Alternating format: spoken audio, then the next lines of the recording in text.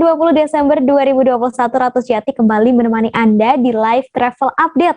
Sudah mendekati akhir tahun, Tribuners dan Ratu sudah menyiapkan sejumlah rekomendasi destinasi wisata di beberapa daerah di Indonesia, hingga tips liburan khusus untuk Anda.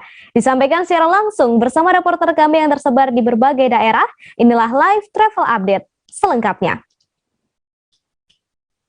Informasi pertama, Tribuners, ada air terjun Bisapu yang berada di Desa Bontosaluang, Kecamatan Bisapu, Kabupaten Bantaeng. Kini disulap menjadi semakin indah, Tribuners. Air terjun ini baru saja selesai direnovasi dan mengalami perubahan besar. Tak main-main, Tribuners, renovasi air terjun Bisapu menghabiskan dana mencapai 2 miliar rupiah. Seperti apa ya penampakan air terjun Bisapu pasca renovasi? Langsung saja sudah ada Ahmad di sana. Selamat sore, Ahmad.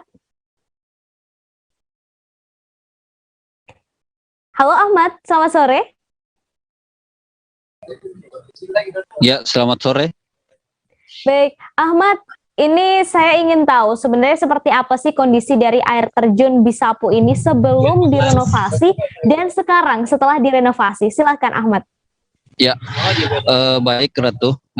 Kali ini saya akan menyampaikan kepada para Tribuners untuk yang di mana di Kabupaten Bantaeng ini ada tempat wisata yang bisa menjadi tempat untuk berkunjung para Tribuners atau bisa menjadi pilihan bagi Tribuners yang berkunjung ke Kabupaten Bantaeng atau pada akhir pekan nanti bisa menjadi pilihan bagi para Tribuners untuk berlibur. Jadi di Kabupaten Bantaeng sendiri itu ada sangat kaya akan wisata alamnya. Salah satunya itu ada di air terjun Bisapu yang berada di Desa Bontosaluang, Kecamatan Bisapu, Kabupaten Bantaeng. Jadi untuk air terjun Bisapu ini itu sebenarnya tempat wisatanya sudah lama, bahkan sudah puluhan tahun ini menjadi milik dari pemerintah Kabupaten Bantaeng. Namun saat ini telah dilakukan renovasi yang dimana kini sudah menjadi semakin lebih indah dan menjadi semakin lebih menarik lagi untuk para pengunjung.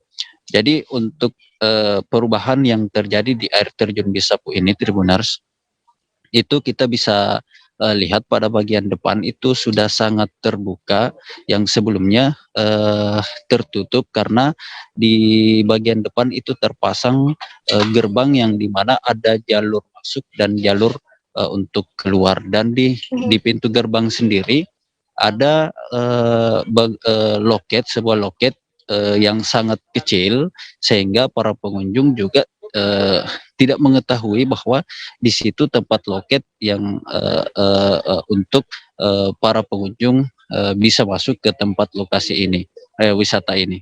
Namun saat ini sudah ada bangunan baru yang di mana sudah sangat indah, sudah sangat tampak indah pada bagian depan karena ada bangunan baru untuk loket, sehingga untuk di bagian depan saja kita sudah bisa melihat keindahan dari tempat wisata air terjun Bisapu ini, Tribuners.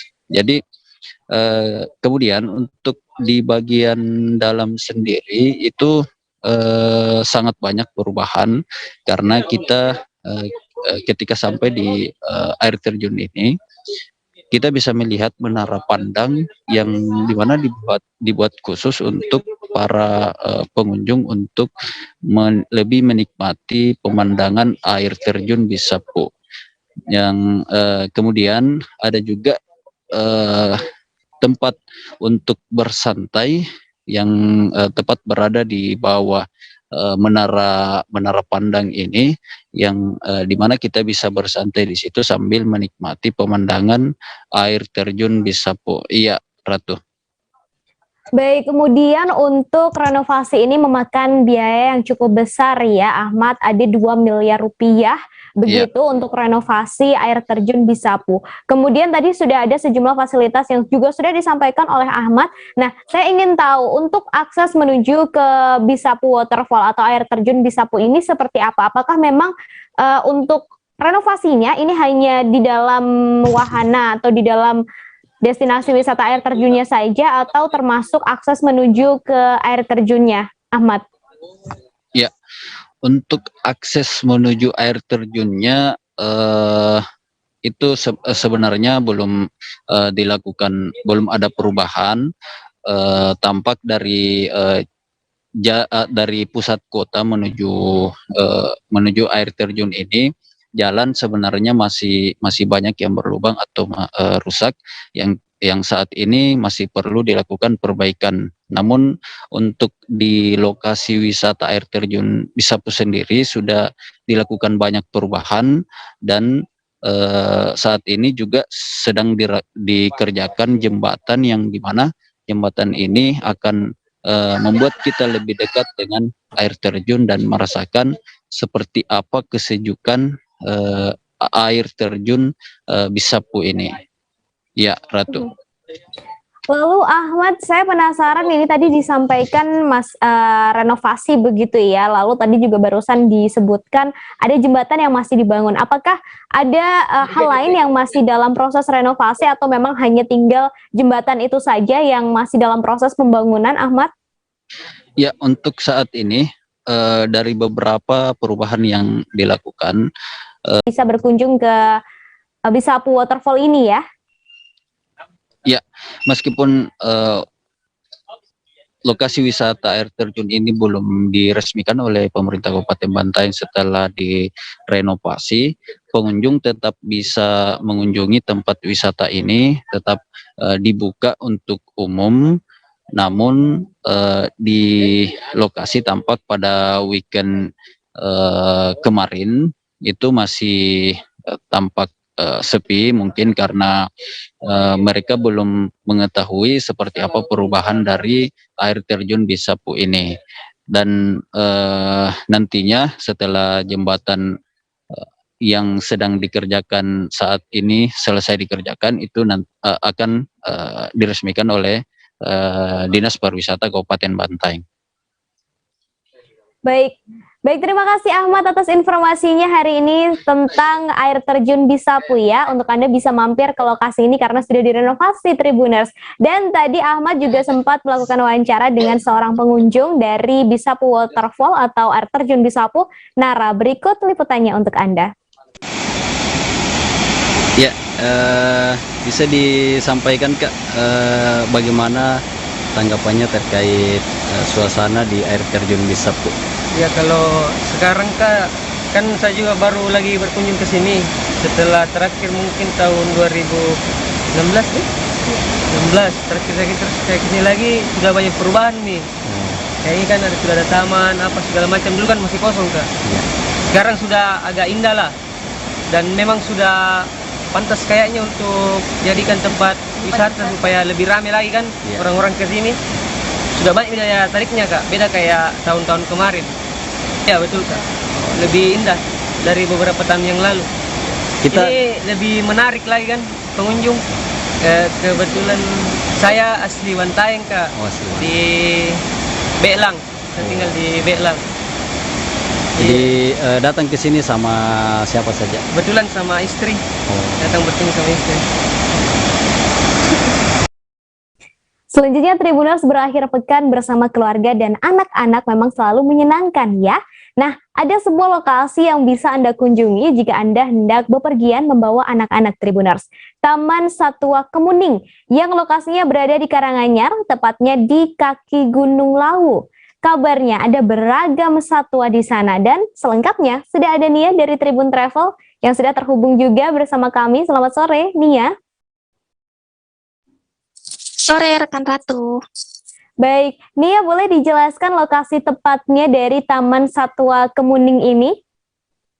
Nah, Taman Satwa Kemuning ini berlokasi di kawasan Spranten di Desa Kemuning, Kecamatan Ngargoyoso, Karanganyar, Jawa Tengah. Jadi dia ini tuh lokasinya ya di deket-deket sama Tawangmangu juga gitu. Dan tempatnya memang agak masuk ya. Jadi patokannya itu Majora Cafe. Jadi bisa parkir di seberangnya Majora Cafe. Terus jalan ada anak tangga turun ke bawah, ngikutin anak tangga itu. Nah, ntar ketemu deh di situ kebun binatang mininya. Mhm. Kemudian Nia, boleh diceritakan seperti apa keseruan jika kita berwisata ke kebun binatang tersebut? Baik rekan Ratu. Nah, Taman Satwa Kemuning ini mengajak traveler untuk bisa berinteraksi langsung ya dengan sejumlah satwa. Jadi ada burung hantu, terus ada aneka unggas lainnya, ada rusa juga. Terus yang menarik juga di sini tuh banyak banget reptil. Dan kita bisa berinteraksi langsung sama reptil, kayak bisa foto bareng, megang gitu. Memang kesannya mengerikan, tapi di situ udah ada pawangnya, dan semua itu aman. Jadi mulai dari ada ular piton, terus ada ular boa, ada iguana, terus ada macam-macam lagi, kura-kura juga ada. Pokoknya macam-macam banget, dan di sana itu suasananya juga asri, karena dia dikelilingi pepohonan, serta ada sungai. Jadi kalau lagi ngeliatin hewan di sana itu, jadi ada background suara kayak gemericik airnya, pokoknya asri banget, seru banget. Dan hawanya juga dingin ya, karena dia lokasinya di kaki Gunung Lawu. Begitu rekan Ratu.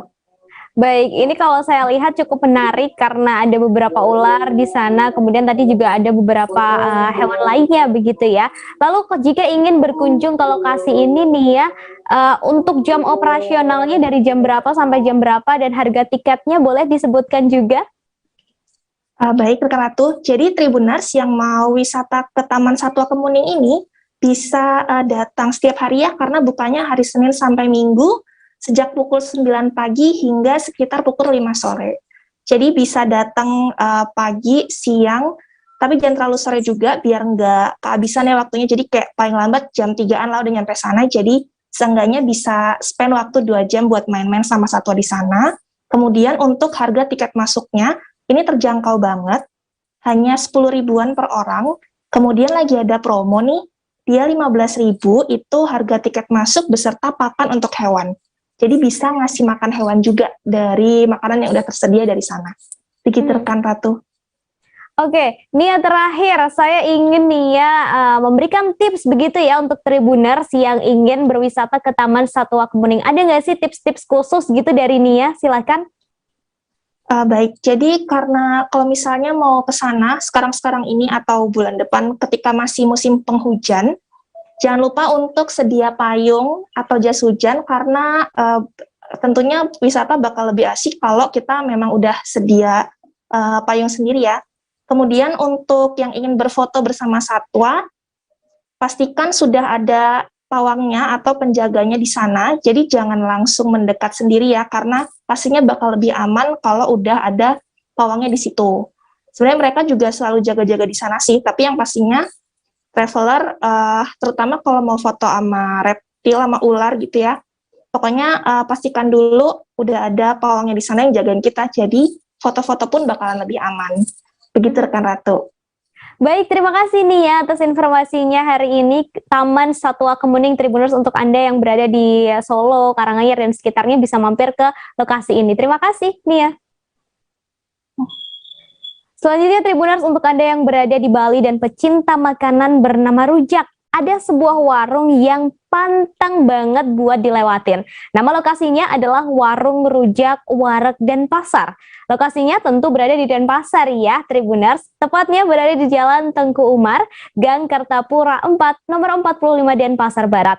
Ada beragam rujak yang dijual di sana dan bisa dibilang Tribuners, warung ini menjadi surga buat pecinta rujak. Apalagi harganya yang sangat terjangkau, ini jadi makin surga. Selengkapnya sudah ada Arini di lokasi. Selamat sore, Arini. Halo. Halo, selamat sore rekan Ratu. Baik, Arini boleh diceritakan sebenarnya apa sih yang membedakan warung rujak wareg ini dengan warung rujak lainnya? Silahkan. Oke, yang membedakan warung rujak wareg dengan rujak lainnya, kan kita seperti yang kita tahu bahwasanya Bali itu terkenal akan kuliner rujaknya. Nah, yang membedakan yaitu di sini tersedia rujak batu-batu yang itu komposisinya itu terdiri dari keong, dan keongnya itu langsung diambil dari Tanjung Benua. Untuk diketahui bahwasanya Tanjung Benua itu adalah salah satu pelabuhan dan juga spot ikan-ikan gitu ya di Bali, sehingga ini tuh batu-batunya, keongnya itu diambil langsung dari Tanjung Benua, kemudian dikirim ke Denpasar, dan hanya satu-satunya yang ada di Denpasar. Begitu, Ratu. Lalu tadi disebutkan di warung ini tuh ada banyak banget menu rujak begitu ya, ada banyak sekali macamnya. Nah, saya ingin tahu untuk menu best sellernya di sini apa hari ini? Oke, menu best sellernya pastinya selain rujak batu-batu, di sini juga ada rujak seperti rujak cumi, kemudian rujak gurita, itu pun menggunakan bumbu khas Bali ya, Ratu, yaitu bumbu seku cena. Dan kemudian pastinya di setiap warung rujak itu pasti ada kipas cantok. Kalau di Jawa itu kayak tahu lontong gitu, cuma dia dikasih kayak sayuran. Kemudian juga tersedia juga rujak kuah pindang, itu yang jadi best seller di Bali. Dan juga pastinya minumannya ada es daluman dan juga es gula. Seperti itu, Ratu. Baik, tadi sudah sedikit dijelaskan tentang rujak batu-batu. Kemudian tadi juga disebutkan rujak cumi, rujak gurita, dan suna cekah ya. Nah, boleh dijelaskan soal rujak cumi, rujak gurita itu sebenarnya apa sih, Arini? Oke. Rujak cumi seku cenah ini merupakan cumi ya, cumi yang dipotong kecil-kecil ataupun gurita, kemudian mereka dibalut dengan bumbu Bali. Kalau biasa kita sebut itu bumbu genep khas Bali seperti itu. Nah, itu kayak terus kemudian itu tergantung selera pengunjung ya, bisa request kepedasan, juga bisa tidak pedas, seperti itu, Ratu. Baik, kemudian yang nggak kalah pentingnya selain beragam menu, ini harga. Arini, untuk harga makanan yang ada di warung wareg ini, boleh disebutkan di kisaran berapa?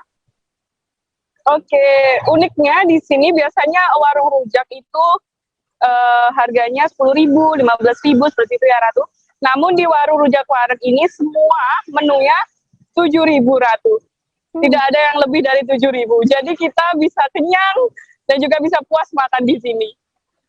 Baik, ini menarik sekali ya, Tribuners, terutama untuk Anda pecinta rujak, bisa langsung mampir saja ke Warung Rujak Wareg Denpasar. Terima kasih Arini atas informasinya hari ini. Dan tadi Arini juga sempat melakukan wawancara dengan pemilik Warung Rujak Wareg Denpasar, Devi. Berikut liputannya untuk Anda.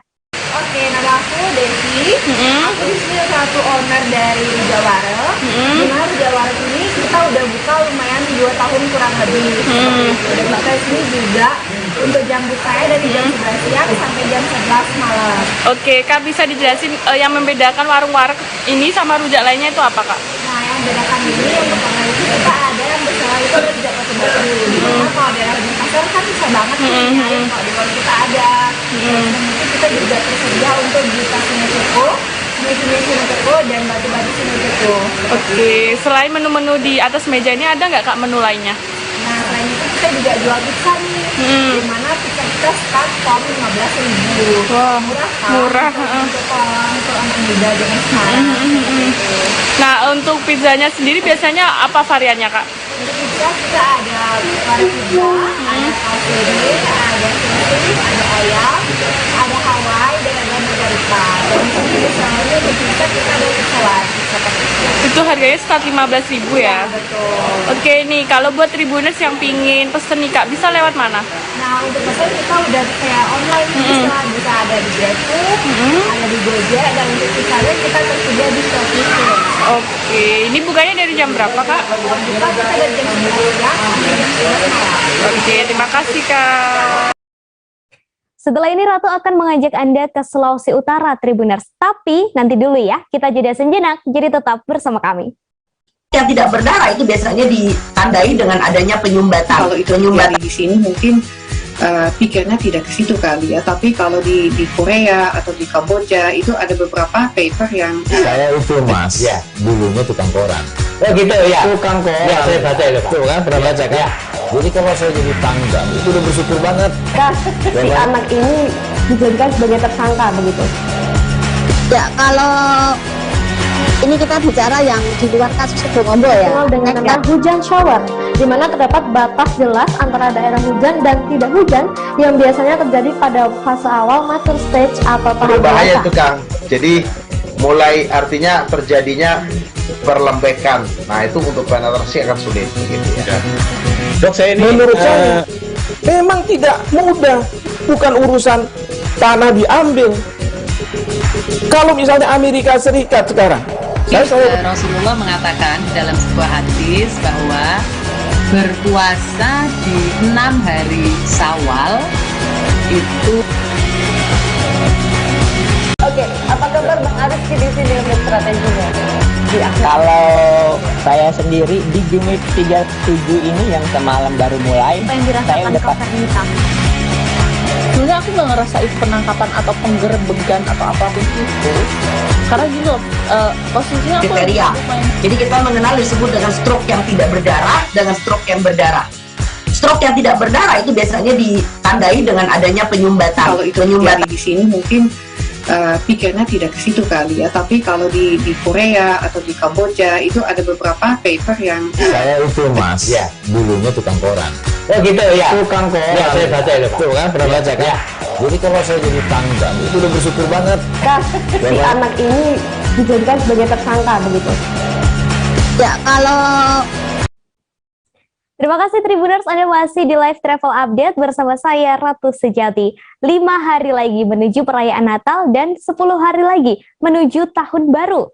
Banyak tempat yang berhias diri untuk menyambut Natal dan Tahun Baru Tribuners. Satu di antaranya adalah 3 patung yang berada di Desa Kawilei, Sulawesi Utara. 3 patung ini menjadi sangat indah di malam hari lantaran sudah dihiasi dengan pernak-pernik Natal.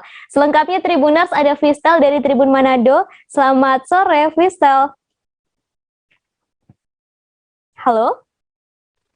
Ya, selamat sore. Ratu. Baik, Fistel boleh dijelaskan seperti apa hasil pantauannya dari 3 patung ini saat malam hari? Ya, terima kasih. Dari hasil pantauan kami di malam hari memang sangat indah ketiga patung ini karena sudah dihiasi dengan pernak-pernik Natal. Apalagi di Sulawesi Utara memang ke dalam perayaan Natal sangat terasa dengan adanya pernak-pernik Natal. Dan patung ini sudah dipasang, dihiasi pohon Natal beserta bintangnya di atas, dan di bawah patung ada juga pernak-pernik Natal, lampu-lampu hias, dan dipasangi di bagian bawah lampu sorot. Jadi dari bawah dia sangat terang tingkatan, sehingga lokasi ini menjadi salah satu lokasi yang bersuah foto untuk masyarakat yang ingin bersantai, apalagi di malam hari. Lokasi 3 patung ini adalah salah satu tempat masyarakat untuk bersuah foto. Demikian rekan Ratu. Kemudian Fistel, saya penasaran sebenarnya 3 patung ini menggambarkan siapa? Boleh dijelaskan Fistel? Ya, dari hasil pantauan kami, ketiga patung ini menggambarkan pemerintah Paat yang itu dari sebelah kiri, dan dari ke sebelah kiri ke kanan. Dari yang pertama pemerintah Paat, kemudian Panglima Perang Supit, dan politik Lonto. Ya, seperti yang informasi yang kami dapatkan, ketiga Paat, Supit, dan Lonto ini adalah beberapa pejuang di Sulawesi Utara juga untuk membantu kemerdekaan saat itu pada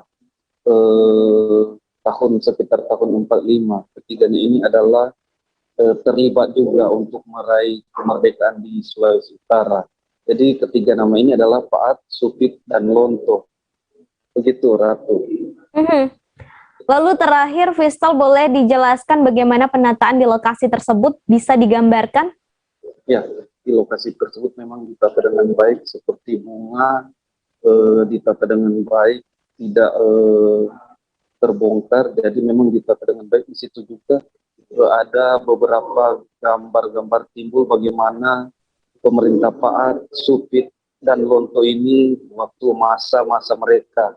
Sebagaimana yang saya sampaikan tadi, itu ada gambar-gambar timbul di mana ketiga patung ini saat melakukan kemerdekaan, meraih kemerdekaan lalu, karena di situ ada gambar-gambar timbul yang memang ditata. Setiap nama juga di situ ada Wanua Kawilei, karena kalau bahasa daerah ini Wanua ini artinya desa. ketiga patung ini berada di Desa Kawile. Jadi ditata dengan baik, semua patungnya juga dicat dengan baru dicat, jadi memang di malam hari sangat indah dengan lampu-lampu Natal yang ada. Jadi bisa menjadi kesempatan bagi Tribuner yang jika berada di Kota Manado, khususnya ke Kawile, Air Madidi, Kabupaten Nusa Utara, boleh mampir untuk bersuah foto di lokasi tersebut. Demikian, Ratu. Baik, terima kasih Faisal atas rekomendasi lokasi wisatanya hari ini. Selamat bertugas kembali. Selanjutnya, Tribuners, kasus COVID-19 varian Omikron pertama kali terdeteksi di Indonesia pada Kamis 16 Desember 2021 dan kini jumlahnya terus bertambah. Terkait hal itu, beberapa peraturan karantina mengalami beberapa perubahan, baik bagi WNI maupun WNA yang masuk ke Indonesia. Berikut adalah beberapa aturan karantina yang telah kami rangkum untuk Anda. Berdasarkan surat edaran Satgas Penanganan COVID-19, berikut beberapa aturan masa karantina bagi pelaku perjalanan luar negeri. Yang pertama adalah WNI dan WNA dalam hal pelaku perjalanan internasional melakukan karantina terpusat dengan pembiayaan mandiri. WNI dan WNA wajib menunjukkan bukti konfirmasi pembayaran atas pemesanan tempat akomodasi karantina dari penyedia akomodasi selama menetap di Indonesia. Kemudian pada saat kedatangan dilakukan tes ulang RT-PCR bagi pelaku perjalanan internasional dan diwajibkan menjalani karantina terpusat selama 10 kali 24 jam. Apabila WNI yang berasal dari negara atau wilayah Afrika Selatan, Botswana, Hong Kong, Angola, Zambia, Zimbabwe, Malawi, Mozambik, Namibia, Eswatini, dan Lesotho tetap dapat memasuki wilayah Indonesia dengan dilakukan tes ulang RT-PCR saat kedatangan dan diwajibkan menjalani karantina terpusat selama 14 kali 24 jam. Tempat karantina WNA di hotel-hotel khusus untuk karantina perjalanan internasional. Sementara tempat karantina WNI terpusat di beberapa tempat penampungan di Wisma Atlet Pademangan dan Kemayoran. Selain kriteria tersebut, terdapat 7 poin pengecualian karantina bagi pelaku perjalanan luar negeri dengan syarat menerapkan sistem bubble dan prokes ketat. Aturan ini berlaku efektif mulai 14 Desember 2021 sampai dengan waktu yang ditentukan kemudian. Dalam aturan itu dijelaskan, pelaku perjalanan internasional yang berstatus warga negara Indonesia atau WNI dari luar negeri diizinkan memasuki Indonesia dengan tetap mengikuti protokol kesehatan ketat. Mereka yang diperbolehkan masuk dengan protokol kesehatan ketat diantaranya adalah warga negara Indonesia yang memiliki kondisi kesehatan yang mengancam nyawa. Kemudian WNI yang memiliki kondisi kesehatan yang membutuhkan perhatian khusus atau kedukaan karena anggota keluarga inti meninggal dunia. Kemudian untuk WNA, ini adalah WNA dengan pemegang visa diplomatik dan visa dinas. Kemudian WNA atau pejabat asing setingkat menteri beserta rombongan dalam kunjungan resmi. WNA juga masuk melalui, selanjutnya adalah WNA yang masuk melalui skema perjanjian atau bilateral seperti Travel Corridor Arrangement atau TCA. WNA yang merupakan delegasi G20 juga diperbolehkan masuk ke Indonesia dengan syarat menerapkan protokol kesehatan ketat. Kemudian WNA yang merupakan orang terpandang atau orang terhormat maksud saya. Dan itu adalah yang terakhir, Tribuners. Itu tadi Tribuners beberapa lokasi di sejumlah daerah di Indonesia yang bisa Anda kunjungi nanti di akhir pekan atau di libur Natal dan Tahun Baru. Tapi yang wajib diingat harus selalu disiplin menerapkan protokol kesehatan serta aturan PPKM yang berlaku. Saya Rato Sejati dan segenap kru yang bertugas pamit undur diri. Terima kasih dan sampai ketemu di live travel update selanjutnya. Dah. Jangan lupa like, subscribe, dan share ya.